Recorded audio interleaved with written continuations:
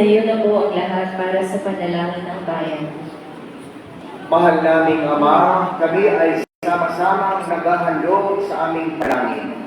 Hiniling namin ay katulungan mo ang mga batang ito na nagnanais na tumanggap kay Jesus sa banal na komunyon. Pagpalain mo sila upang manatiling malapit sa iyo. Mahal naming Ama, pakinggan mo kami. Mahal namin Ama, pakinggan mo kami.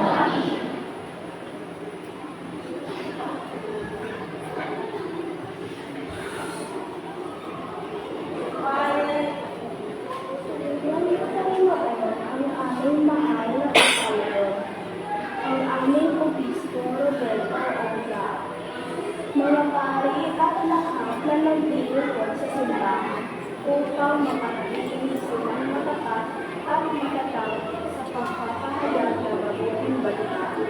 Manalangin tayo. Mahal naming Ama, pakinggan mo kami. Alalahanin mo po, Panginoon, ang aming bansang Pilipinas, gayon din ang mga namumuno ito, upang maghari ang diwa ng iyong pag-ibig. Manalangin tayo. Mahal naming Ama, pakinggan mo kami. Basbasan mo, Panginoon, ang aming mga magulang na walang tigil sa pagsisikap, na kami ay nabigyan ng maayos at maganda ang kinabukasan. Manalangin tayo. Mahal naming Ama, pakinggan mo kami. Dahil po ninyong pagkalain ang aming mga guro at kapisda sa pagtuloy ang paghubog sa amin sa kapilang kagandahang answer, Panginoon at pagpapahalaga ng Diyos. Manalangin tayo. Mahal naming Ama, pakinggan mo kami.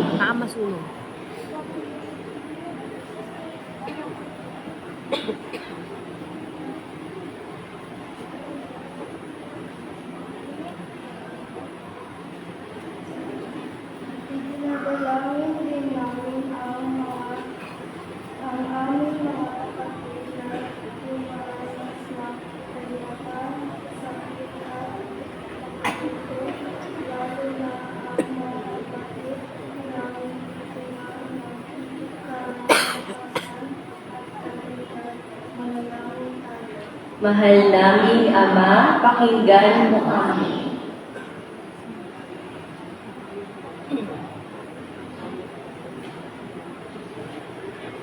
Kami pong lahat na narito ngayon, natatanggap ng unang komunyon, ay humihiling na naway sa tulong ng iyong biyaya, ay maging karapat-dapat kami matanggap ng katawan at dugo ng iyong mahal na anak na si Jesus. Manalangin tayo. Mahal naming Ama, pakinggan mo kami. Maluwalhating Ama, nawa maging karapat-dapat sa iyo ang aming mga kahilingan at mga pagsusumamo. Tanggapin mo ang lahat ng ito mula sa iyong anak na si Jesus na aming Panginoon, kasama ng banal na Espiritu, magpa sa walang hanggan. Amen. Maaari ng patay ng sindi ng kandila.